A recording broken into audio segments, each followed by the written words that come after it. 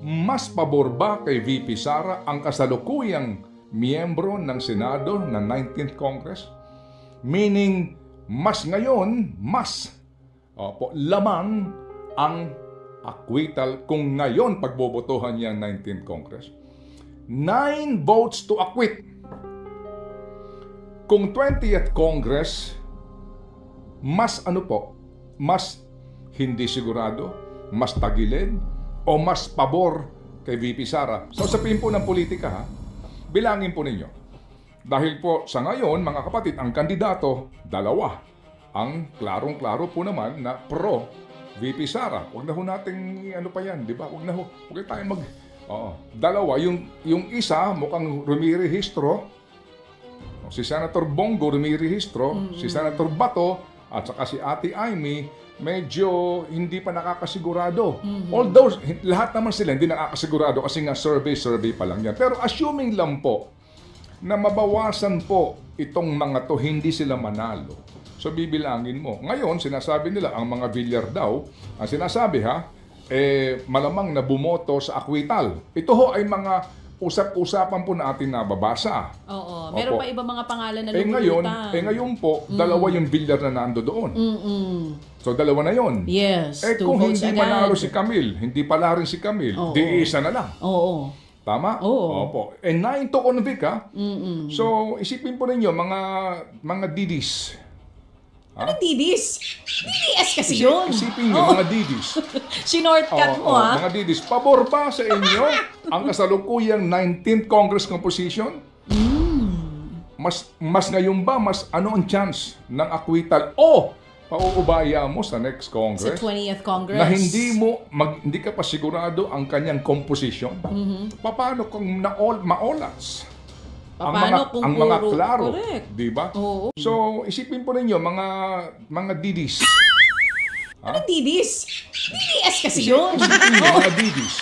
Sinortcut mo, ha? Mga didis. Pabor ba sa inyo ang kasalukuyang 19th Congress composition? Mas ngayon ba, ano ang chance ng acquittal o pauubaya mo sa next Congress? Sa 20th Congress. Na hindi ka pa sigurado ang kanyang composition? Paano kung maolats? Ang mga klaro, di ba? You know what I'm saying? I know what you're saying. So please do think about it. Ito pong impeachment trial na ito na marami po nag-aabang malamang. Tanungin ko lang po kayo. Regardless kung ang pag-uusapan natin dito ay ebidensya, yung mga napakinggan natin, isang tabi natin muna yung ebidensya kasi po, madaling sabihin na hindi, kami ay magdidesisyon ayon sa mga ebidensya na ihaharap sa trial, yung mga ihaharap ng prosecution ng mga ebidensya. Opo. Ideal yun, di ba? That you will decide based on what is presented na mga facts and evidence dito po sa inaakusa sa Vice Presidente. Okay? Ito ho ay based on evidence, facts, and politika. Di ba? Yung politika. So, isang tabi natin yung facts. Puntahan natin ang politika. Bilangan ng kaalyado na boboto po kontra sa conviction, meaning sa acquittal po sila, at hindi na po babasahin pa man lamang o titimbangin ng ebidensya. Opo, magpakatotoo po tayo, di ba? Yan po pwede at pwede mangyari. Kayo hong nakikinig ngayon, nanonood ngayon, ito ho lamang ay for the sake of discussion with all due respect sa mga miyembro po naman ng ating po mataas na kapulungan ng Kongreso. Ano ho sa palagay nyo? You know what I'm saying? I know what you're saying. So please do think about it. FM. Gamit-gamit ng kaunti pong kalkulasyon kung ano ang mas pabor. Ngayon, na sinasabi, huwag niyo madaliin. Oo naman, sino ba nagmamadali? Pero huwag niyo namang upuan. Mga kapatid, at ako po ngayon pala nagpapasintabi po sa ating mga kagalang-galang na mga mambabatas. Pati po doon sa mga re-electionista at sa mga hindi po re-electionista na 12. Sabi ko nga po kanina, mismo kay Senator Pimentel, alam niyo po, kapag sila nakabakasyon, may gawin man sila o wala, sila man po'y nasa abroad at, enjoying the different cool environment, tuloy po ang sweldo nila. Sana huwag kayo sa akin magalit ha. Totoo ho naman ito. Pati ang staff nila, tuloy-tuloy. Walang bawas yan. Okay? Walang bawas yan. So ito lang po mga kapatid. Bilangin po natin tong mga panahon na ito na sinasabi nga po mismo ni Senator Coco at kami po sumasaludo sa kanya kasi siya ayaw niya magsayang ng oras. At sabi nga niya, nung tumakbo ho sila bilang mga senador o kongresista, kasama sa sinumpaang tungkulin yung pong pagsunod sa saligang batas at ang kanilang obligasyon kasama dyan kung sakasakali na magkaroon ng impeachment. Di po ba? O sige. Opo. Nag-adjourn ang Senado, ang Kongreso, Pebrero 5. Okay? Okay, Pebrero 5. So, sa remaining days hanggang February 28, meron pong 23 days. Ang Marso, may 31 days. Ang Abril, may 30 days. Ang Mayo, may 31 days.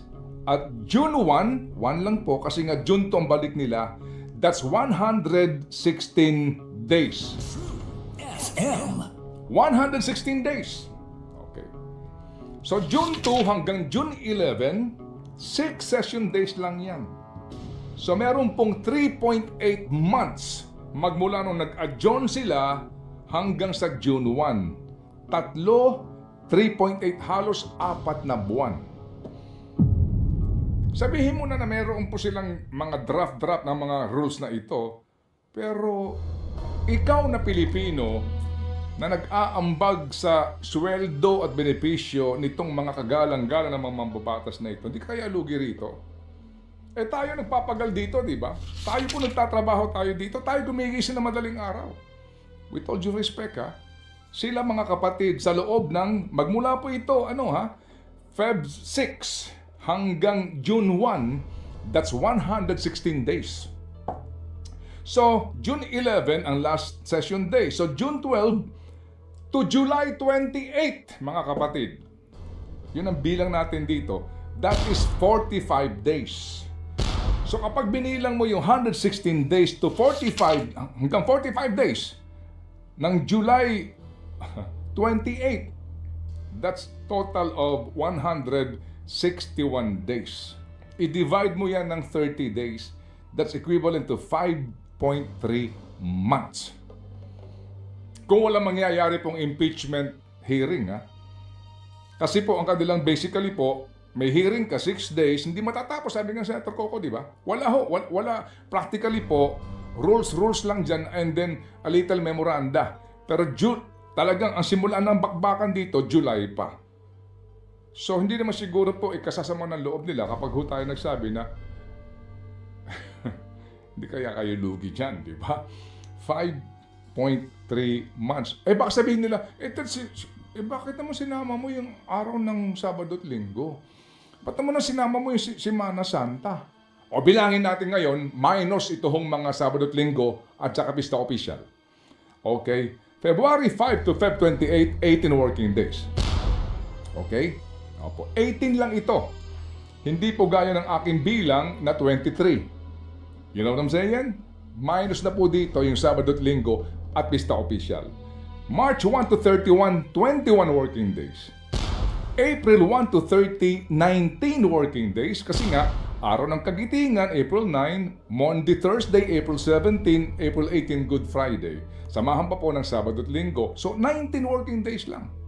May 2 to 30, 20 days lang. Kasi nga, May 1 na Labor Day at eleksyon na May 12. So, ang total niya mga kapatid, from June 2, alright, to June 30, 20 working days, 98 days o 3.2 months. 3.2 months. Tuloy ang sweldo, tuloy ang benepisyo, tuloy lahat ng perks. Ikaw na manggagawa na nakikinig ngayon, tuloy ka sa trabaho mo, pang sweldo sa kanila. I mean, with all due respect. Di po ba? So, kung pupuntahan natin po yung sabi nga, ang simula ng sesyon ng 20th Congress, July 28 pa. So from July 1 to 28, practically po, yung pong hindi re-electionista, tuloy lang yan. Yung re-electionist po, tuloy din po ang sweldo niya kapag manalo ho sila. So tuloy pa rin po yan July 1 to 20, ituloy pa ng sweldo mo. So that's practically 20 working days. Kapag kinumpit natin yan, that's 3.9 months o halos 4 na buwan. Kalabisan ba para tayo magsabi na baka naman pwedeng hindi naman sa minamadali eh. Maging ano lang tayo, practical sa pagsunod sa provision ng saligang batas. Okay? In case the verified complaint or resolution of impeachment is filed by at least 1/3 of all members of the House, the same shall constitute articles of impeachment, and trial by the Senate shall forthwith proceed. Forthwith. Agad-agad na magsisimula. Hindi minamadali. Hindi. Pero kung hindi ka magpapatawag ng special session, hindi naman kaya kalabisan po. Yung sinasabi ho natin na 116 days, na tuloy-tuloy lang ang sweldo ninyo at benepisyo. Hindi kaya kayo lugi doon?